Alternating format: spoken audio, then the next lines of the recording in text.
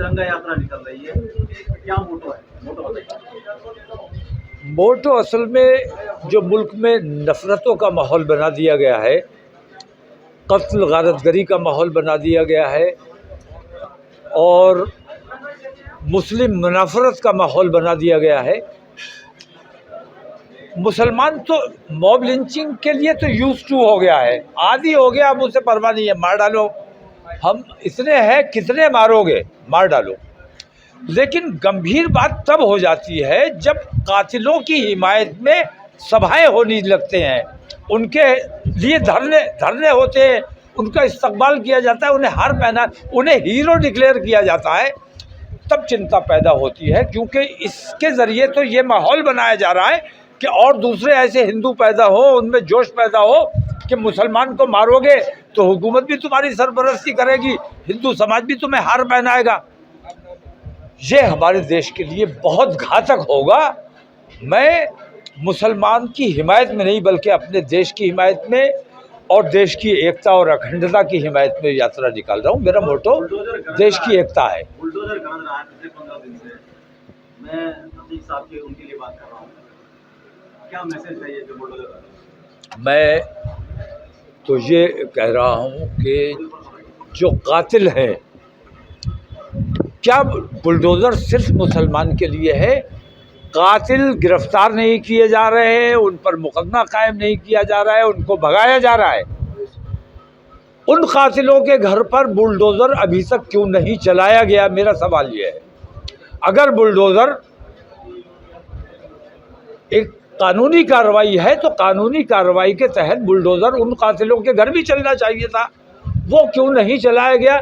इसका मतलब ये कि हुकूमत दोहरी पॉलिसी इख्तियार किए हुए, और ये दोहरी पॉलिसी जो है ये देश को एक और बंटवारे की तरफ ढकेल रही है, जो हम किसी भी सूरत में अपने आप को एक और, अपने देश को एक और बंटवारे से बचाना चाहते हैं। सवाल खड़ा होगा तो साहब, जो अतीक अहमद के जो बेटे हैं उनको इनाम भी रख दिया गया है और वो कह रहे कि उनका भी एनकाउंटर करेगी। मैं इन लोगों के मामले में सियासी दुश्मनियां हैं और सियासी दुश्मनी और सियासी बदले लेने का काम किया जा रहा है। इस मामले में मैं कुछ नहीं बोलना चाहता। मैं देश का जो मसला है, देश के टुकड़े होने का अंदेशा है, देश में हिंदू मुस्लिम बंटवारे का अंदेशा है, मैं इस काम के लिए निकला हूँ। मैं इसी काम के लिए, और देश में एकता और बराबरी का सबके साथ सलूक होना चाहिए, सबके साथ बराबरी का इंसाफ होना चाहिए। राहुल गांधी विदेश जाते हैं, कैम्ब्रिज यूनिवर्सिटी जाए, कहीं भी जाए, हमेशा अलग तरह का मैसेज दे रहे हैं लोगों को।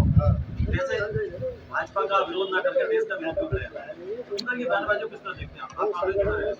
नहीं, मैं किसी से नहीं जुड़ा हुआ हूँ। मैं राहुल गांधी के बारे में किसी किस्म की टिप्पणी करना मुनासिब नहीं समझता हूँ कि उनके ज़ाती मामलात हैं, उनकी पार्टी के मामलात हैं।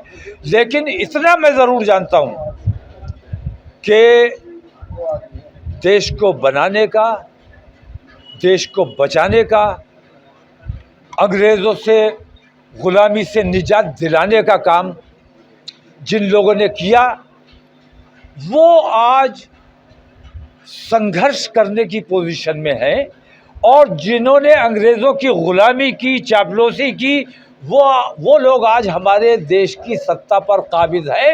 ये देश के लिए बहुत बड़ा दुर्भाग्य की बात है। जो ग़ुलामी कर रहे थे, अंग्रेज़ों की चापलूसी कर रहे थे, चाटुकारिता कर रहे थे, वो देश की सत्ता पर काबिज है, और जो संघर्ष कर रहे थे, लड़ाई लड़ रहे थे, कुर्बानियाँ दे रहे थे, वो संघर्ष करने पर मजबूर हैं। हमने कुर्बानियाँ दी हैं। आज भी आप इंडिया गेट जाकर देखें, 99,000 आज़ादी के, जंग आज़ादी के मुजाहिदों में 67,000 मुसलमानों के नाम हैं। हमने हिंदुस्तानियों से ज़्यादा हमने अपने देश के लिए कुर्बानी दी है। लेकिन हम ज़्यादा कुछ नहीं मांगते, हम स्पेशल अटेंशन नहीं मांगते, हम सिर्फ इंसाफ मांगते हैं और उस इंसाफ के लिए हमें हुकूमत से उम्मीद नहीं है, हुकूमत बेईमान है। हम राष्ट्रपति से उम्मीद रखते हैं, राष्ट्रपति के सामने हम अपने मांगे रखना चाहते हैं और हमें यकीन है कि वहाँ हमारी बात हमदर्दी से सुनी जाएगी। कांग्रेस ने भारत जोड़ो यात्रा निकाली है, आप तिरंगा यात्रा निकाल रहे हैं, क्या एक जैसी रहेगी क्या यात्रा? नहीं, कांग्रेस का मकसद कांग्रेस को मजबूत बनाना। उन्होंने अपनी पार्टी के लिए यात्रा निकाली, मैं अपने देश की एकता के लिए यात्रा निकाल रहा हूँ। मेरी और उनकी यात्रा में बहुत बड़ा फर्क है। उन्होंने अपनी पार्टी को मजबूत करने के लिए यात्रा निकाली, मैं अपने देश की एकता को मजबूत करने के लिए यात्रा निकाल रहा हूँ। तो मेमोरेंडम कितने लोग देंगे? मेमोरेंडम हमारी भीड़ जितनी भी हो, लेकिन राष्ट्रपति को मेमोरेंडम पेश करने के लिए देश के 15 जिम्मेदार उलमा और दानिश्वर हजरात, चुनिंदा लोग, सिर्फ 15 लोग जाएंगे। एक सवाल और खड़ा हुआ है, आपने बयान में दिया था कि जहाँ लोगों की भीड़ होगी, जहाँ मुस्लिम की भीड़ होगी, सड़क पे होंगे तो सड़क पे नमाज पढ़ेंगे, जहाँ भी कुछ हो, वो एक अलग तरह का मैसेज दिया थे। नहीं, मैंने ये नहीं कहा। मैंने ये कहा कि जब हम यात्रा पर जा रहे हैं तो हम तो रात दिन सड़क पर ही रहेंगे, तो हमें ये हुक्म है कि नमाज़ों को उनके वक्तों पर अदा करो।